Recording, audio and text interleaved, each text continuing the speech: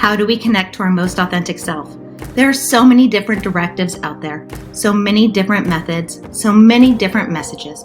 But the only voice that truly matters in your quest for inner acceptance is the one within. And today's guest is the master at helping you find your way back to yours. Isabel Franke, esteemed intuitive spiritual coach, psychic medium, and acclaimed author, dives deep in a conversation about shedding light on your shadows, owning your uniqueness, and learning to put boundaries in place that support you in your search for self-discovery and growth. Isabel is a mother, a mentor, and a thought leader, helping to usher in a new era of heart-centered awareness. And quite honestly, I couldn't have asked for a more inspirational connection. So without further ado, let's get into it.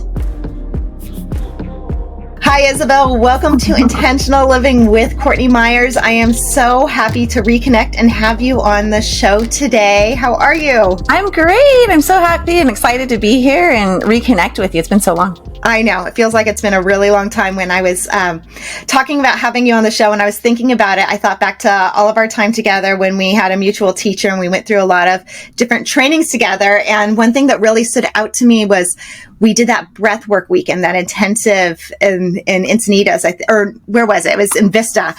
Oh, yeah.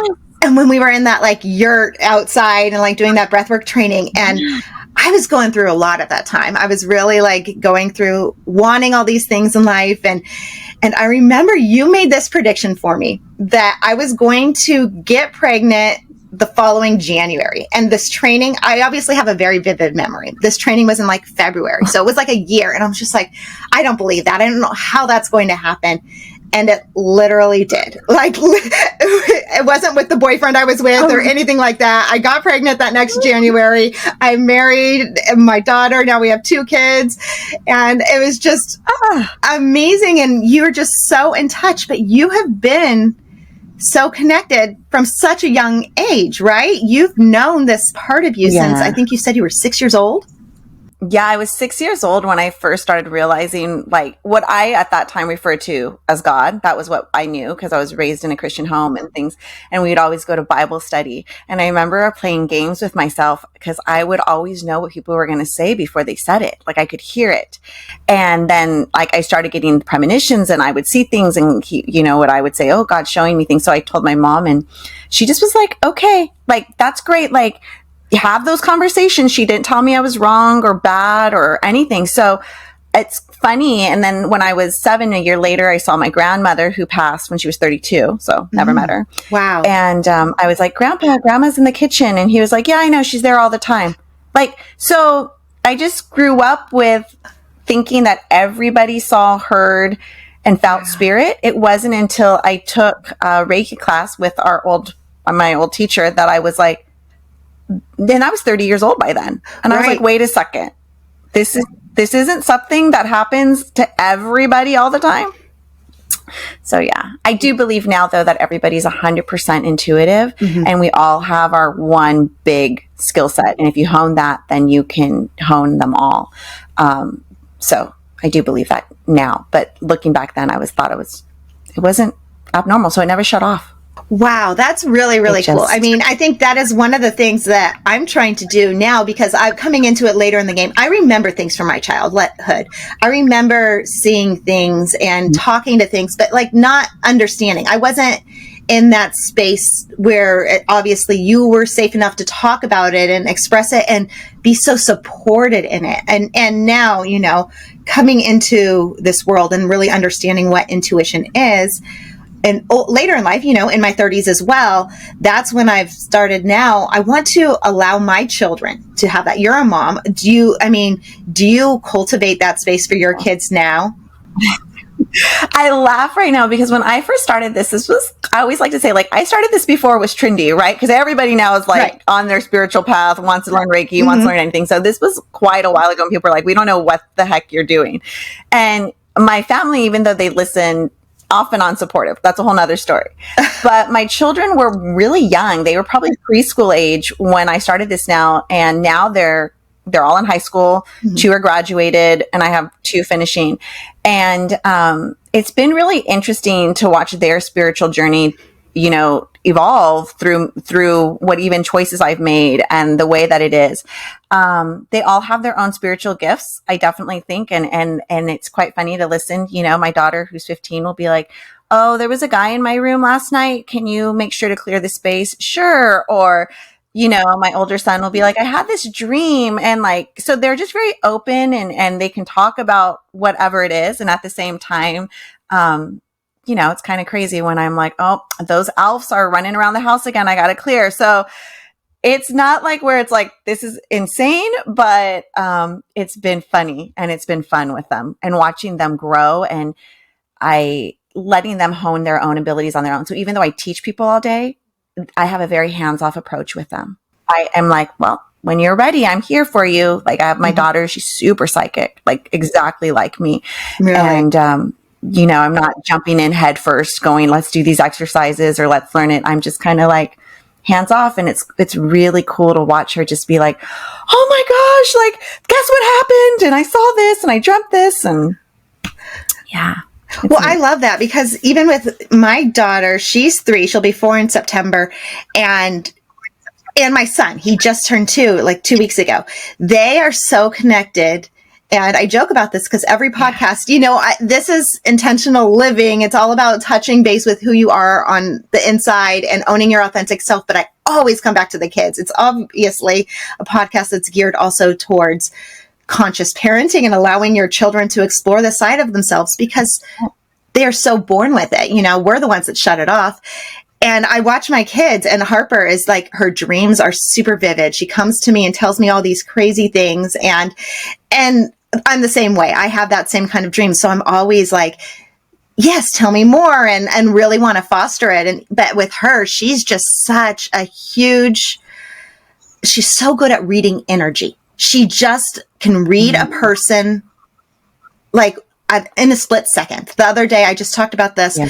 She was at camp at preschool and did not want to be around this visitor they had, this older man that was a science guy that was coming to do things. And thankfully, she goes to a school where they listen to her and they put her in another room and let her do her thing. But I just told her teachers, I listened to her.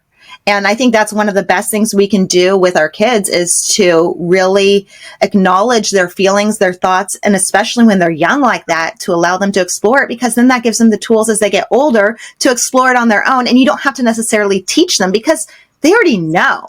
I feel like you're teaching people, most likely that are older, that are finally re-experiencing this in their life. Is that more of the case, what you're coming across when you're helping to teach people?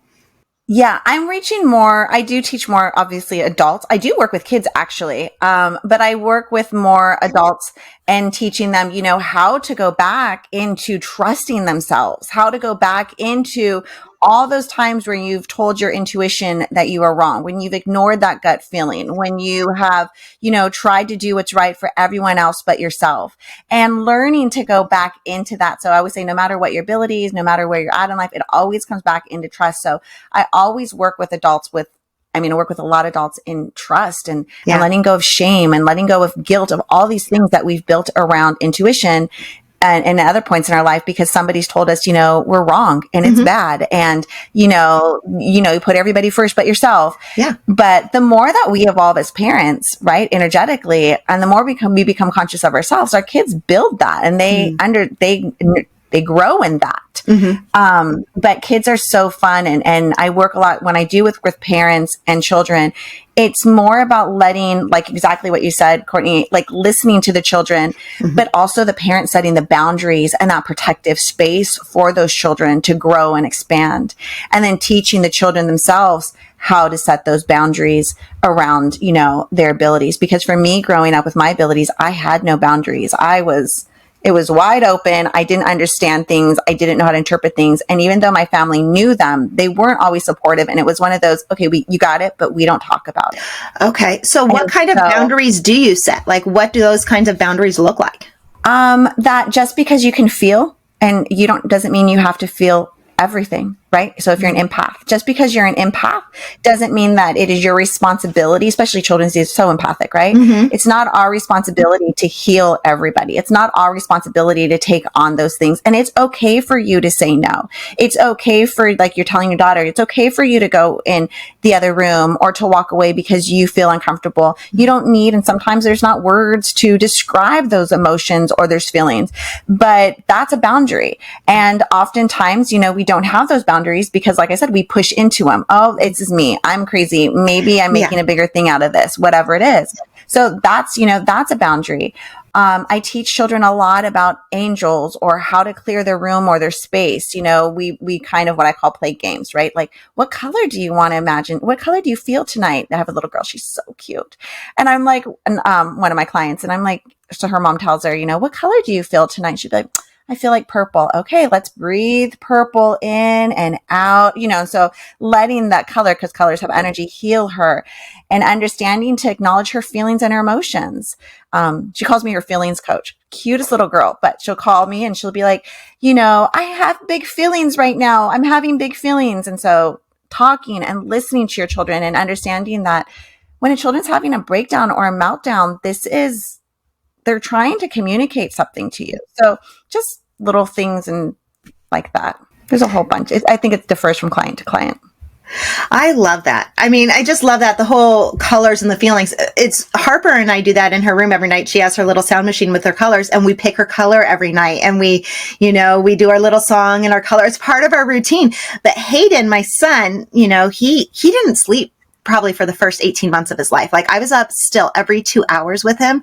It was so bad. But when we moved from California to Tennessee, and we finally got him in his own room here, and there was just, I think he would like point to things. There's something in his room. And it's like, I had to go in, and he, the kids are just so divinely in touch from birth that he knew there was something in there. And so I had to get salt lamps, and we had to, play with the sounds and the colors to really clear his room till finally he could sleep through the night.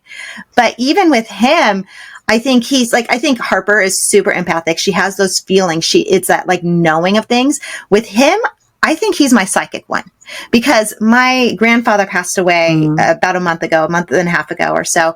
And literally the next week, now Hayden hadn't seen my grandfather since we moved to Tennessee. It had been over a year since he had seen him, and he wasn't even one last time he saw him.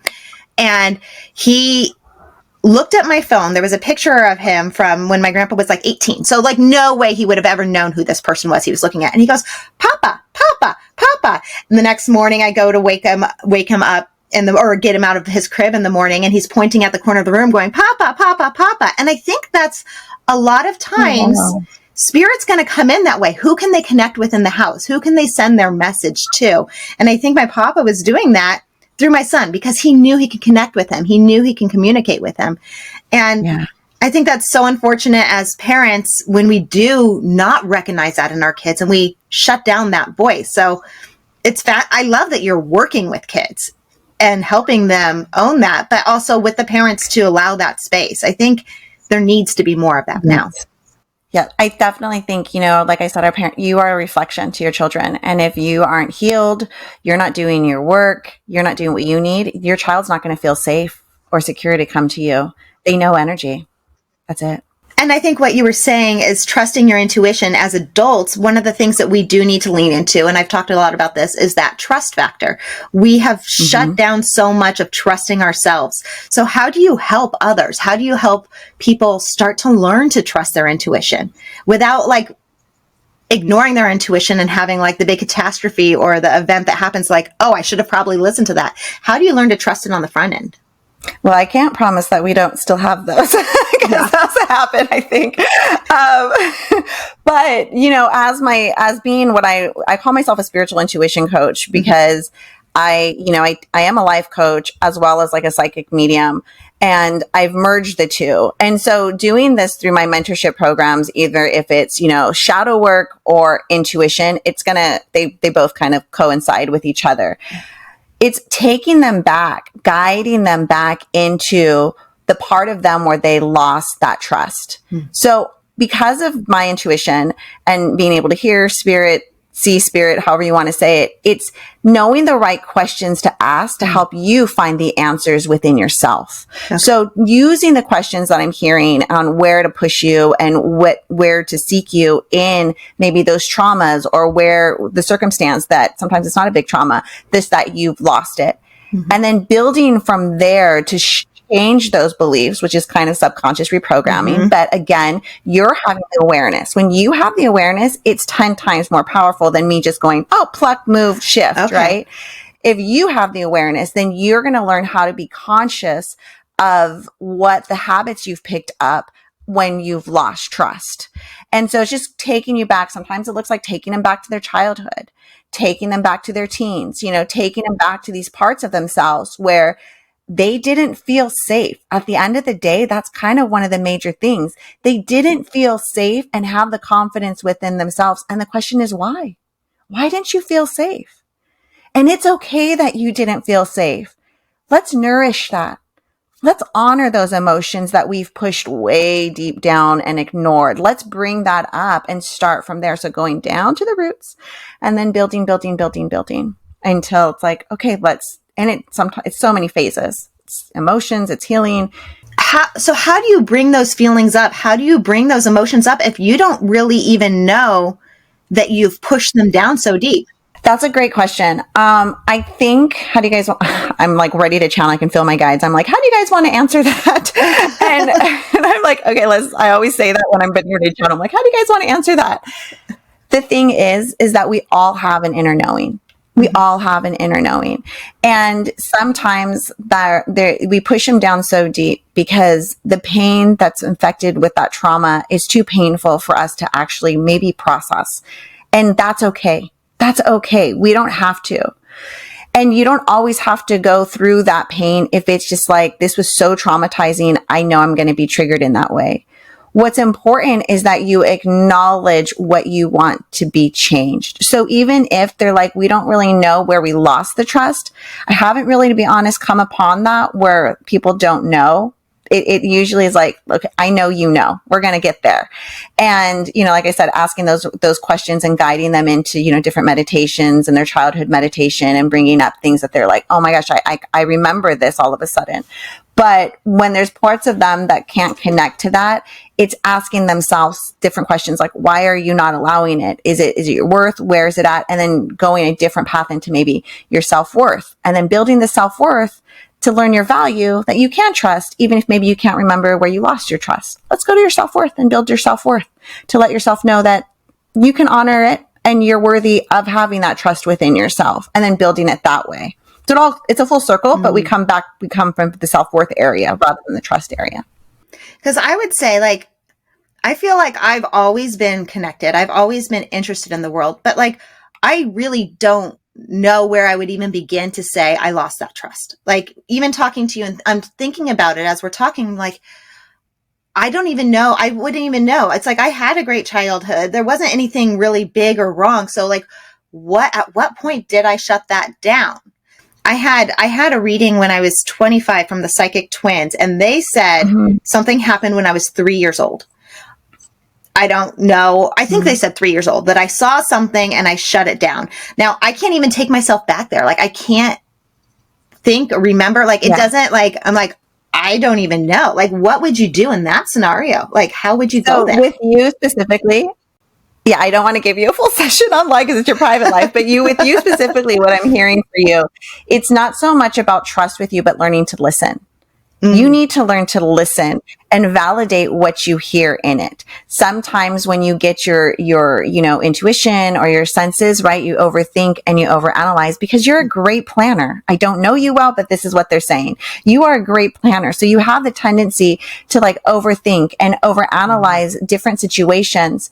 But the biggest thing for you is learning to listen and acknowledge. So trust for you isn't really a bigger thing. It's more for you about listening.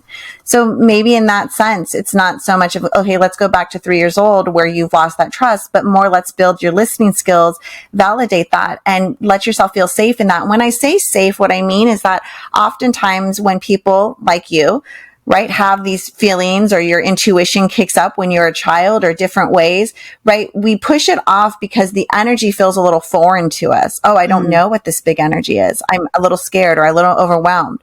So if you can understand and start embracing these energies in a certain way now, it makes you feel safer. So what we do in that sense is I work on an alignment where I'm like, I'm going to bring this energy through and help you to channel it so that you learn how to listen and connect yourself higher and better to it. So for you, I feel like it's more about listening than necessarily just trusting, and learning not to overanalyze and overthink your situations. Yeah, overanalyzing and overthinking is definitely something that's on my list of things I do. But how does this work now with something like shadow work? I know you say you do a lot of shadow work. So how does this all fit in? You say they go hand in hand. So what is, like, I don't know anything about shadow work. So shadow work is actually a psychology term. So I know that it's very much in the spiritual world, but Carl Jung termed this far back. It's a psychology term.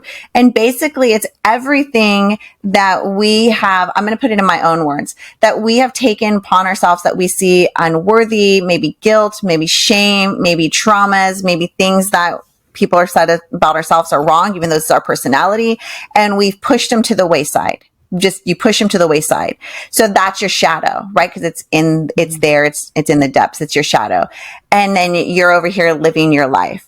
The whole thing with shadow work is that so many of us go through our lives having these goals, having these dreams and these aspirations. And then I hate the word stuck, but I'm going to use it. We start feeling stuck where we're like, I know I need to be here, but there's something in my way and I can't quite get to that. So going down into the shadow and pulling up some of those things where you were this confident, amazing powerhouse of a child, just giving an example, right? And somebody told you, you're too loud. You're too loud. You're really too loud. That's not what we do. But your dream is to be a speaker. You dream to be a speaker, but somebody told you you're too loud.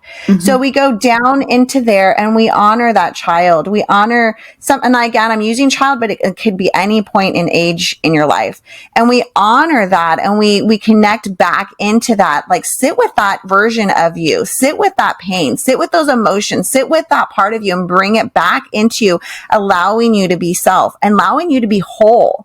So when you're doing shadow work, you're beginning to become whole because our shadow, we've learned to be separate of ourselves. Like, I'm pushing it all the way. That's not me. It's separate, but it's not. It's you. So learning how to bring your shadow inside of you, embracing it, the good, the bad, the ugly. I don't believe that there's good, bad, and ugly, but that's what I'm going to name it right now. And embracing it. That's you. That's your story. That's your journey. That's your authenticity. And embracing and creating a wholeness in it rather than creating the separation in it. So when I do shadow work, it looks different from client to client. It's, starting with what their story is. And sometimes it's a lot of digging. The first session, I am digging to connect and find, okay, where we're at, meditations, my intuition, energy clearings, healing. So it looks like that. That's kind of what it is. And life coaching skills. And so you get homework, which is journal prompts and all these great things, and learning how to create boundaries, which is a big one around shadow work, is you don't have any boundaries. So let's go there. And then helping people in stepping, and when you do shadow work, it helps you step to that next stage in your life, which is so cool as a coach to listen to my clients, as they embrace these. I mean, I love it. I've had people through all walks of life and seeing them reach like, oh, I got my company, or I did this, or I did that. And it's amazing. So shadow work in and of itself is really almost like the key to really understanding who you are on an authentic level, to really getting to know who you are within. It's bringing all the pieces of you together so that you can own your truth, that you can own your story, you can 100%. Own who you are on an inner level. So shadow work is definitely something that if you are trying to really get in touch with yourself, is something you should look into, I would say. Yeah. Yeah. I just caught, and there's so many pieces of it, of shadow work and where you're at, but it's in getting in touch and creating that wholeness in yourself in a sense. And it's really interesting sitting with adults when I go through shadow work and, them not understanding even what boundary is. What does that look like? What does that mean? And I'm like, well, in order to have your boundaries, you first need to understand what your values are. And it's like, well, your values you created around your parents' values. Are those your values? Are those your parents' values? And kind of looking at this so that you're understanding more authentically who you are and knowing it's okay to be who you are, no matter what somebody's ever told you. And that does go into your intuition. That definitely deep dive. Well, and that values thing that you were saying is a really big point. I mean, even when you were explaining it a little bit, you said like, that's not who we are. That's a phrase that I've heard a lot in my life. This is who we are. That's not what we do. And I find myself saying it to my kids sometimes. And then I always want to like take it back. I'm like, oh no, I don't want to snatch that back, because we are a we, but you're a you. And you have to decide who you are first before we come together as a we. And you are enough as you to be part of this we. I think that's over encompassing. Yeah. And as a parent, when we're trying to teach our kids like, oh, we don't hit, we don't do this.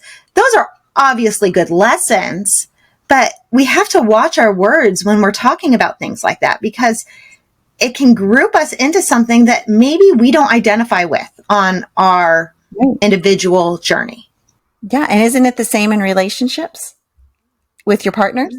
Or even in a culture, even in your like work culture or whatever. This is who we are. No, we aren't that. I'm this, you are that. Together we can be something, but we need to value that individual part of ourselves. I think that sometimes it's so easy just to want to fit in and get along with the group, and being in touch with who you are on an inner level isn't always about that fitting in piece. Yeah. That's so true. And that's even the sense, as we talk about intuition and you see, society just opening up to it and people deep diving into it. I always tell people, when I'm doing intuition work and if I'm teaching people to channel or if I'm teaching people, understanding their abilities, I'm like, throw away the books, stop watching the YouTube videos, like stop following all of that. Because you have to start understanding yourself as an individual and understanding your abilities, right? Because you hear that now, even in intuition, this is how to do it. This is what you do, right? 5 steps to this. It's like, but what about that's not your journey? Maybe that doesn't work for you. And that's okay that it doesn't work for you. And it's okay that, you're not super clairvoyant, but you're super clairsentient. And that's a beautiful ability. And that's so powerful, and learning like how to create that wholeness within yourself separate of everybody else. When people always ask, well, maybe I have people, saying, how do I find my purpose? Or how do I change the world? And like you said, it starts with you. It starts with you. And then it's a domino effect. It's not, let me jump into this organization. I mean, if that's what it is, that's beautiful, but you don't have to do this way. You can do it quietly within yourself, growing and expanding your energy. And as your energy grows and expands and you heal that, it's just going to pass on, especially if you're a parent, or a teacher of some sense, it just continues. Well, I think a lot of people, when they're getting into the spiritual world, they really do want this is the steps. I know I was looking for that. Where are the steps for me to channel? Because these were the things that fascinated me, which is part of my intuition, I think, leading me in that direction. If you're fascinated in something or you want to learn about it, then you should follow it. But, I was searching for these tools. How do I channel? How do I do a reading? How do I do that? And it has probably been just recently that this whole idea of trusting yourself has come up more and more and more in these conversations I've had. That it's not really about learning how someone else does it. It's learning about how you individually do it, because spirit is not one size fits all. Yes. It speaks through you on an individual level. I mean, for me, and I think a lot of people, creativity is a great outlet for spirit.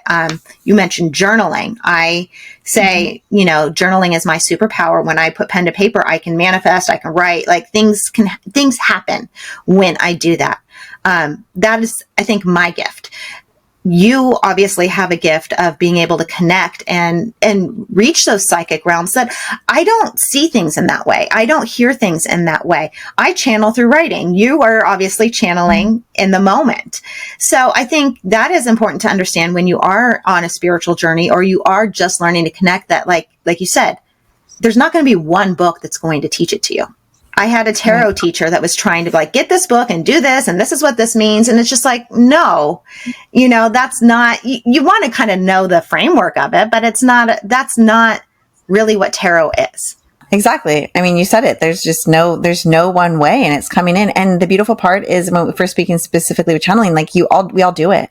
And you said it, right? We do it in artwork. We do it in music. We do it in our movements. We do it in our day-to-day writing. We all do it. So it's just learning how to come in and understanding. And like we said, I'll come back to trust and trusting that part of it. But yeah. I don't think I have heard any one person that's been in a creative space that isn't channeling or isn't being inspired by spirit. Isn't that what inspiration is? It's the breath of spirit coming in. So, really in any of these pursuits that really draw you in, this inspiration, wherever you get it, it is going to be you channeling the energy of your spirit. Yeah. Perfectly said. Perfectly said. I know we're saying not one book is going to give you all the answers, but you do have a book. You have another one coming out. Tell me about those. What is it? Untamed Power? What is that about? Yeah. So Untamed Power is a book that I wrote about my own spiritual journey, starting going throughout, but we go through segments that I work a lot with clients, like fear, trust, loneliness, these little pieces where people are afraid to make change because they're afraid. Or they're afraid of being lonely. They don't know how to trust. I go through talking about manifestation and intuition, but throughout the book, I sprinkle in, my own personal story on how I had to evolve and how I had to learn these things. It was about 2018 when my life went everything changed. I literally left my mentor of, I think, 5 or 6 years. I walked away from her, which that was a huge thing because I always had my business on the side, but we no longer aligned. I had to listen to myself and basically start from the bottom up again for my own self. So walked away from her. And then months later, I asked for a divorce from a partner I was with for 20 years. And it was just this huge thing of just going through all of these different stages of what people are scared to make the change in, and how I had to let my faith within myself, faith in my intuition, faith in that future version that I see, that I know where she's going and what she's doing, and following that through it. And is it necessarily easy? Absolutely not. Absolutely not. But knowing my worth and understanding and cultivating that is what drove me forward through it. So that was the book that I wrote. There's tips. There's a lot of different things in there, but it did really well. I did self-publish it. It won 4 bestsellers on Amazon, which I was really excited. I actually opened up, and one of my idols is Brene Brown. I love her. And I was like, oh my God, I'm above Brene Brown. That's insane. That's amazing. But it had a really great launch, and now I'm in the midst of writing my book proposal for a book that I'm ready to write about intuition, working with clients from all over the world and teaching people how to embrace intuition, not how to be intuitive, but how to embrace it. I've heard always you have a certain way of explaining that keeps it really simple. And I have a way of teaching where I've learned so much over time where I'm get rid of, we have a third eye, but we don't need to focus so much on it and then be I want to expand my third eye and see, I want to do this. I really feel that our intuition and all of our abilities come back to our heart. Come back to your heart. And so starting to teach how to go into that heart space and learning to, feel, learning how to navigate those feelings and emotions, and bringing that unification of body, mind, and spirit in order to heighten your intuition. So I'm really working on that. I'm really excited. And then that's what I'm kind of looking at. I'm all right, this is something I've been wanting to do for a long time, was the intuition book, but I didn't want it to be like every other book out there that was okay, here's your guide, right? Here's your chakras, here's everything, which I think are great. But I was I really want to bring it where this is a tool that somebody can just really dive in and trust themselves on a different level. Well, I think you said it right, is connecting back to your heart and your feelings. I'm working on a course right now that's called Right from the Heart. It's learning how to voice your authentic self by connecting to your heart, because the words are just different when you can connect on that level. There's just so much meaning. It lands differently. And so whether you're a writer or not, you are writing some part of your life. And this is a way to connect and really feel your intuition. And And I think maybe it's our generation. We were told not to feel as much or show so much emotion and use our heads more. I think there's a lot of that. Use your head, not your heart. Lead with your head, not your heart. And I think we need to get back to leading with our heart and letting our head help us put into action what our heart is telling us to do. 100%. Because 100%. we need to work with them together. It's not like just one or the other. And this whole connecting to yourself, you do. I mean, there's scientific studies out there right now that are proving that your gut and your heart, that they're just as logical or just as good as your brain at propelling you forward and helping you make decisions. And so I think the more that we can connect with that, and which I love that idea of your new book is that connecting to your intuition through your heart, because that's really where it is. Yeah. And it's not the chakra. It's not the, like those are great foundational pieces to know, but it's not you. Everyone just connects so differently. And I can't say that enough, because I'm one of those that I'm just like, I wanted to know. Give me the tools so I can learn how to do this. And that, I think, is a huge lesson that I've had to learn, is like, no one's tools, how someone else does it, is not going to help me. Yeah, you're your biggest tool. You are your biggest tool. That's it. And so like we always are looking for the guidebook, but the thing is you're your own guidebook. So rather than focusing so much on the guidebooks and all these great things that are written, which are beautiful books, don't get me wrong, there's some great books out there, but how about listening to your own guidebook? How about acknowledging your own in the way that it shows? Because it may not show the same way. Like, you may not see the same kind of visions or the same kind of way it is. And it doesn't make it any less wrong that you see auras or you see blurts of light or sparks. Like, that's clairvoyancy too, right? Dreams. Mm-hmm. And learning how to do this while staying present in your body. That is so key, because so many of us focus on our intuition, where we want to astral travel. We want to go to these big realms. We want to go outside of our body.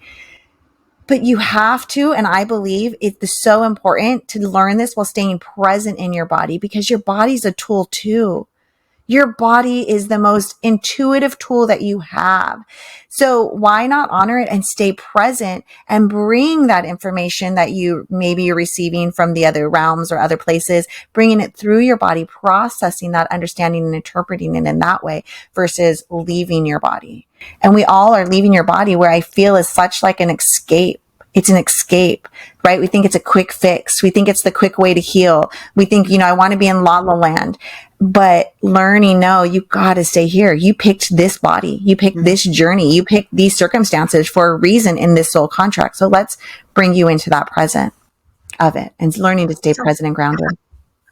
How do you do that? How do you stay present? Because it's so easy to get distracted and to go out of body. And I mean, I even struggle with meditation, and the fact that like when I meditate, I want to like travel. I don't want to be here. I want to go somewhere else. I want to experience something else, where it's really more about getting present in the moment. That's the real purpose of the meditation, where I totally skew that. So how do you, like, what are some tips and tools you can give for really staying present, that are real, that you can really use? Because I think everyone talks about these ideas of how to stay present, but also I think we need to be considerate of like what our life is like. We have busy lives, right? There's a lot going on.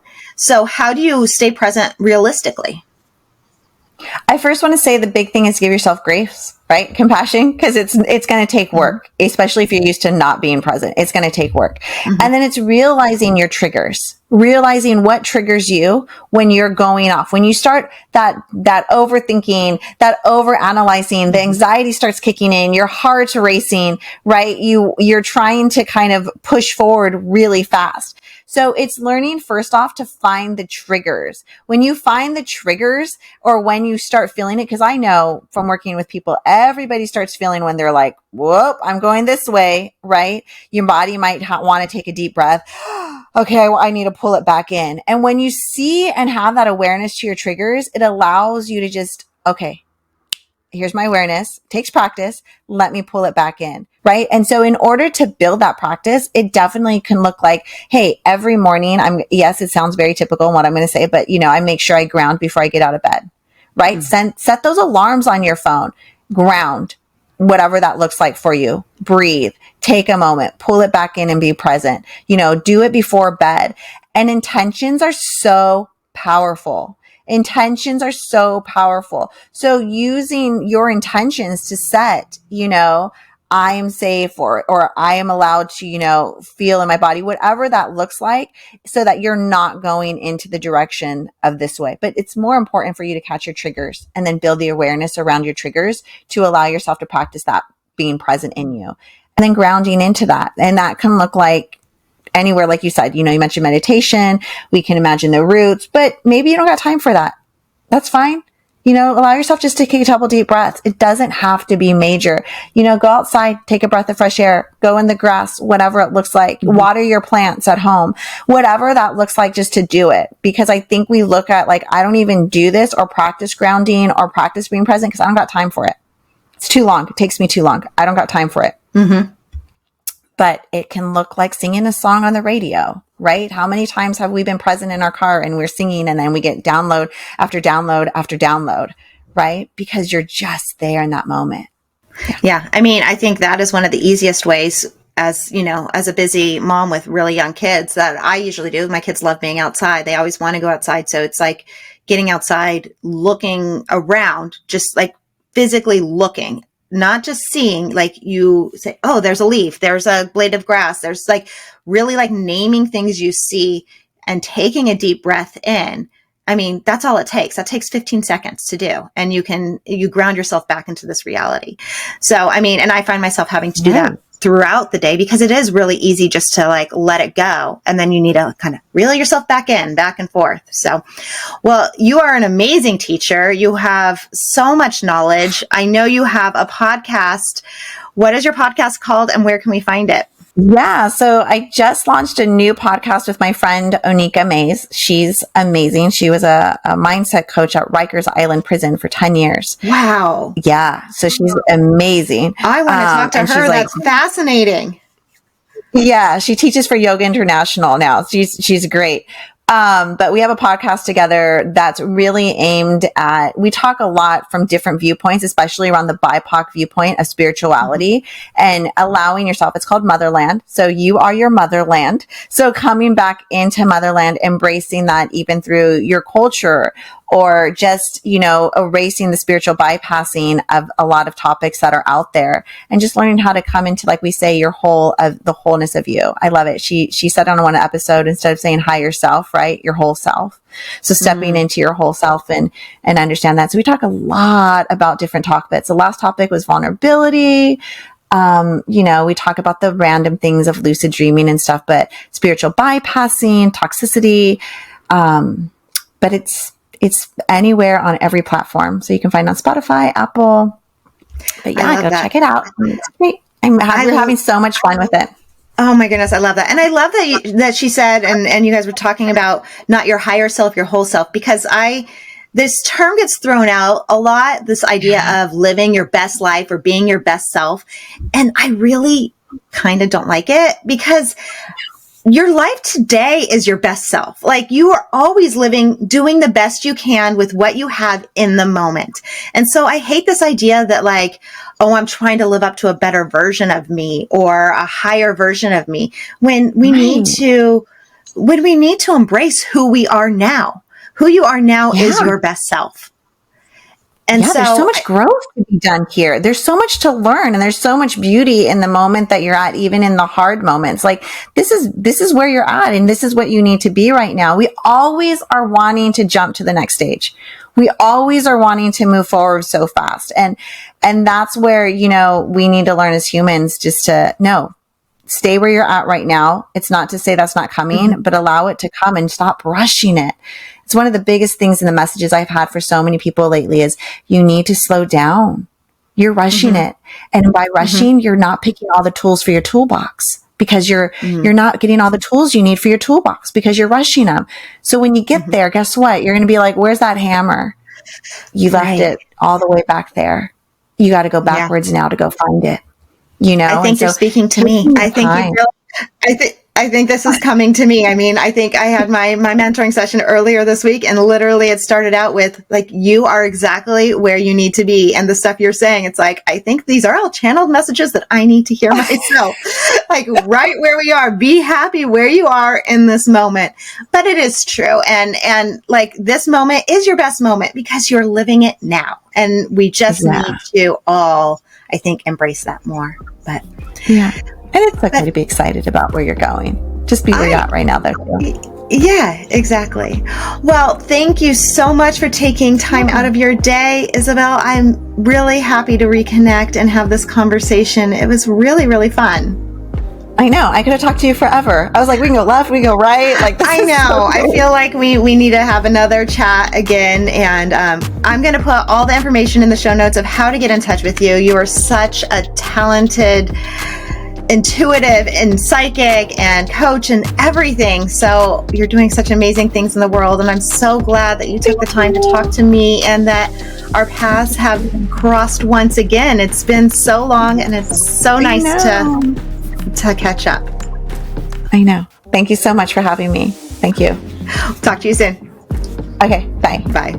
And that's it for today's Intentional Living with Courtney Meyers. Thank you so much for listening. And thank you, Isabel Franke, for joining me today. It was so great to reconnect and talk all about intuition, connecting to your heart, getting to know your inner self, and learning to trust yourself. That seems to be a theme that we keep getting back to, learning to trust yourself in order to connect to your inner guidance and your inner knowing. So thank you so much for everything. I will put all the information of how to get in touch with Isabel in the show notes. And as always, you can find The Intentional Home and Living on YouTube, on social media, and at CourtneyMyers.com.